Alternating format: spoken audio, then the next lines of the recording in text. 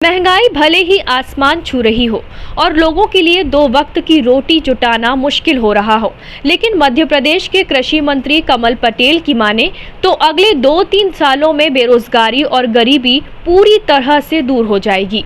ये दावा उन्होंने पत्रकार वार्ता में किया। जबलपुर पहुंचे कृषि मंत्री कमल पटेल ने कहा कि बेरोजगारी और गरीबी अब इस देश की समस्या नहीं रहेगी।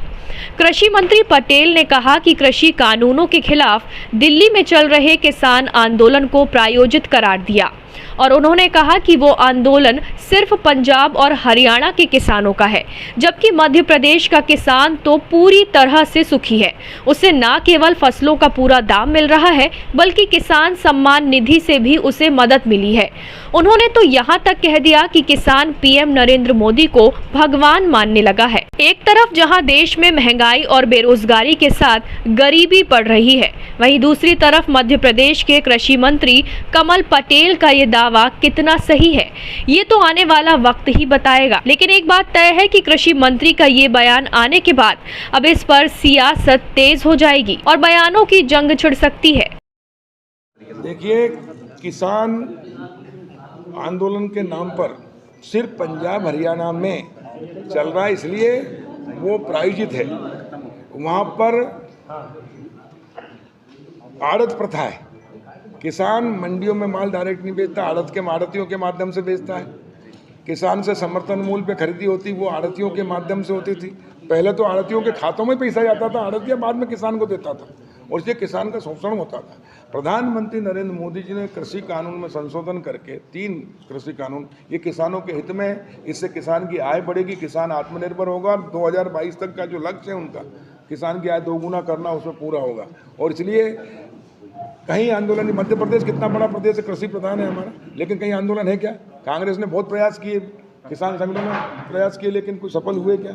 इसलिए नहीं हुए क्योंकि किसानों को हम समझाने में सफल हुए कि किसानों के हित में हमने किसानों की आय बढ़ाई है, हमने नीतियों में परिवर्तन करके किसानों को फायदा पहुंचाया। और मध्य प्रदेश का किसान और मध्य प्रदेश की कृषि विकास दर 20% से ऊपर है, राष्ट्रीय औसत से भी ऊपर है। और हमारे यहाँ के किसान की आय तो हमने 21 में पूरी कर दी, जो 22 का लक्ष्य था 2 गुना। 16,000 करोड़ रुपए हमने सिर्फ एक नीति परिवर्तन किया, उससे और किसी ने मांग नहीं की, न किसी किसान संगठन ने मांग की कि एक दिन में 25 कुंटल अनाज क्यों खरीदते हैं, वो हमने अनलिमिटेड कराया। 13 कुंटल खरीदते, 15 कुंटल चना खरीदते, जबकि होता 20-20 कुंटल। किसी किसान संगठन ने मांग नहीं की, किसी विपक्ष ने मांग नहीं की, हमने बगैर किए, क्योंकि हम किसान हैं, हम जानते क्या क्या करना।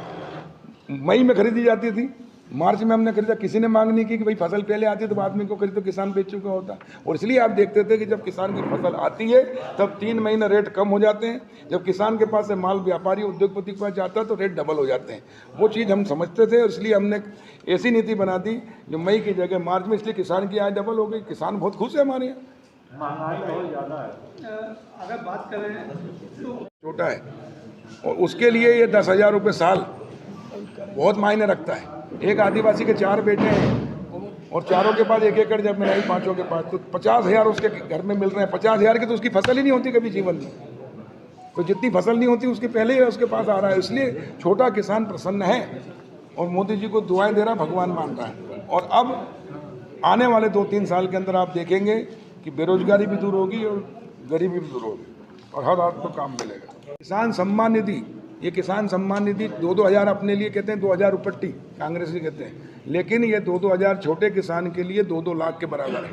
प्याज फेंकना पड़ता है, लेकिन अब प्रोसेसिंग यूनिट खुद किसान लगा पाएगा। अभी तक 75 साल में ये अधिकार नहीं था गाँव को।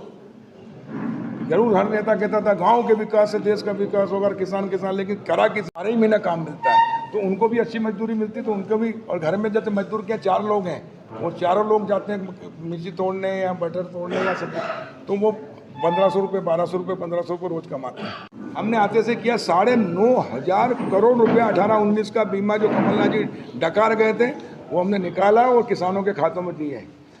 3,86,000 किसानों के खाते गलत नंबर लिखा गया, खसरा नंबर गलत लिखा गया, बैंक ने प्रीमियम नहीं भेजा, पोर्टल पे नहीं चढ़ा, इसलिए नहीं मिला था। मैंने सबकी बैठक लेकर कहा मैं FIR कराऊंगा तुम्हारे खिलाफ, और उसके कारण वो सहमत हुए, पोर्टल भी खुला और 3,86,000 किसानों को 300 करोड़ रुपये और मिला। अभी जो डूबत खाते में चला गया तो वो भी हमने दिलवाया। इस प्रकार हम किसानों के लिए 24 घंटे काम करते हैं, क्योंकि हम पहले किसान हैं, बाद में मंत्री हैं और किसानों की समस्या हम जानते हैं। इसलिए बीमारी को पकड़ लेते हैं तो बीमारी का इलाज है, और लोगों को बीमारी नहीं पता तो इलाज कहाँ से करेंगे? 60 साल तक ये कुछ करा ही नहीं इन्होंने। टाइम 8 मध्य प्रदेश के लिए जबलपुर से प्रवीण नामदेव की रिपोर्ट।